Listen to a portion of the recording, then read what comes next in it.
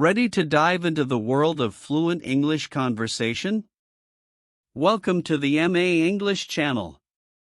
Shadowing technique. In this video, we're going to take your English skills to the next level with a fun and engaging technique called shadowing. Picture yourself having a natural conversation with a native English speaker. That's the goal. We'll present a long dialogue between two friends, and you'll shadow them, listening and speaking at the same time. It's like having a personal English tutor right in your living room. So, grab your headphones, get ready to immerse yourself in English, and let's get started.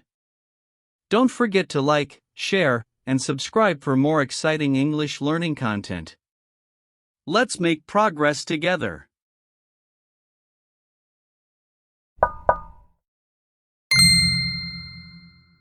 Hey Josh, have you ever noticed how family feuds can be the most dramatic yet hilarious part of family gatherings? Oh, absolutely. It's like a soap opera, but with more potato salad and less budget for dramatic music. What's your favorite family feud story? Let me think. There was this one time my uncle and cousin got into a heated debate about whether pineapple belongs on pizza. It escalated so quickly. Pineapple on pizza? That's a classic. Did they end up throwing food? Almost. My uncle was so passionate that he stood up, gesturing wildly, and accidentally knocked over the cranberry sauce. It was like a scene from a comedy movie. The whole table just erupted in laughter. That's hilarious. I can picture it now. Sauce splattering everywhere. Did they ever resolve the feud, or is it an ongoing battle? Oh, it's definitely ongoing. Every family gathering, someone brings it up, and it just reignites the whole debate. It's like a holiday tradition at this point. You know, my family has a similar thing. My sister and my mom argue about whose recipe is the best for the family lasagna. It's like watching a culinary competition. Who wins that battle? Well, my sister claims her version is healthier, but my mom insists that hers is the authentic recipe. They've even resorted to a bake-off challenge. A bake-off? Now that's something I would pay to see. I can already imagine the dramatic commentary. And here comes Mom with her secret ingredient, love. Exactly. And my sister is there saying, "Well, I have kale." It's a recipe for disaster, literally. Speaking of disasters, what do you think leads to these family feuds in the first place? I think it's a mix of strong personalities and unresolved issues. Families are like a cocktail of different opinions and emotions, shaken, not stirred. Very true. And sometimes it's the smallest things that get blown out of proportion. Like one person forgetting to bring dessert, and suddenly it's World War III. Right? I mean, dessert is important, but it shouldn't lead to a family divide. But it always does. And the next thing you know, Uncle Bob is sulking in the corner, arms crossed, while Aunt Linda is like, "I told you so."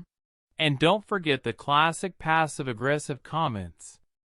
"Oh, I guess some people just don't care about dessert, huh?" Classic. What do you think is the best way to resolve these conflicts? I think humor goes a long way. If you can laugh about the situation, it diffuses the tension. Plus, it gives everyone a chance to let their guard down. Agreed. It's like when my family argues about the best Christmas movie. We just end up joking about how my dad thinks Die Hard is a holiday classic. That's a debate I'd love to see. But seriously, I think having a family mediator can help. Someone who can step in and lighten the mood. A family therapist? That would be something. Now, Let's talk about why your lasagna isn't good enough, Josh's sister. Exactly. Or even just a designated peacekeeper. Someone who can say, "All right, everyone, let's take a step back and remember we're all family here." I like that idea. Maybe it should be a rotating role. Every family gathering, someone else gets to be the peacekeeper. That could lead to some funny moments. This year, it's Dad's turn to keep the peace, and we all know how he feels about pineapple on pizza. Oh no, that could end in chaos. I can see it now, Dad, trying to mediate, ends up starting another debate. And that's how feuds are born. Maybe we need to come up with some family feud guidelines. Yes, like rule number 1, no shouting over lasagna. I mean, who knew dinner could be so intense? And rule number 2, every debate must end with a group hug. That would definitely keep things light. It's hard to stay mad when you're hugging it out. Exactly. And if you throw in some silly games, it could turn into a family bonding experience. I love that idea. Maybe something like, who can make the best lasagna, becomes a fun competition rather than a feud. Right?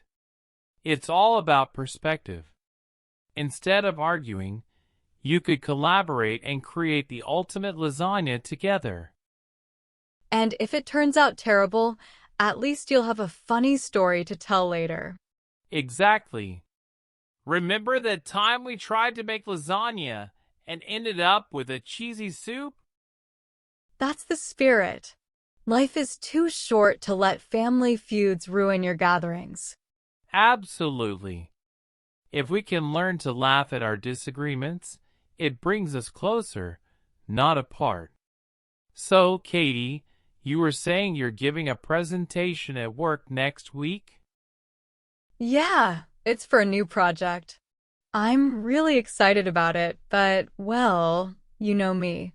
You mean you're feeling a little nervous about speaking in front of the whole team? More than a little.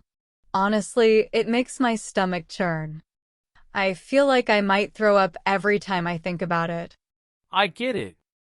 Public speaking is one of those things that sends shivers down most people's spines. But you know, you've got this. You've always been a great presenter in our English classes. Those were different. It was just you and me.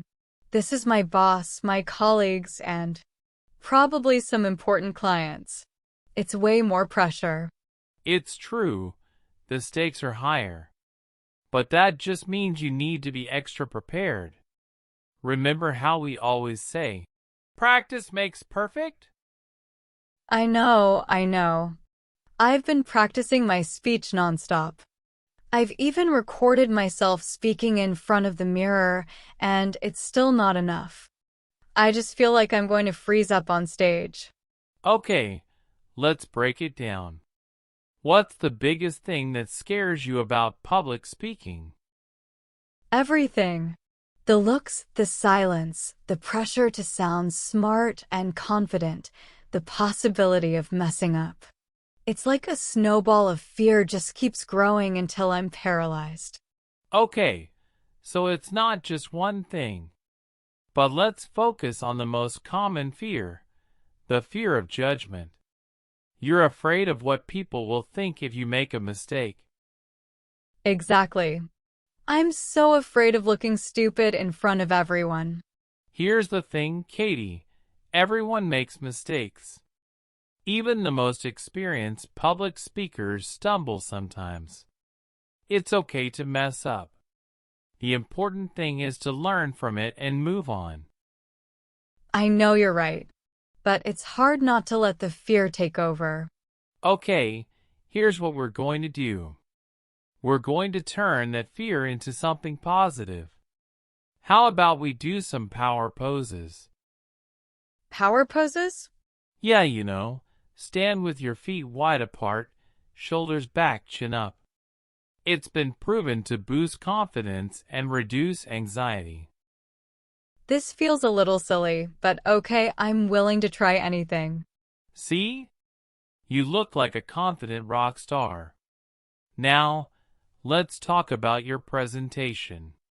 What are you most passionate about in this project? I love the idea of how this project can help our customers. It's really going to make a difference in their lives. Exactly. Focus on that passion. When you're talking about something you care about, your nervousness will melt away. Remember, people can sense authenticity. That makes sense. Also, remember to breathe.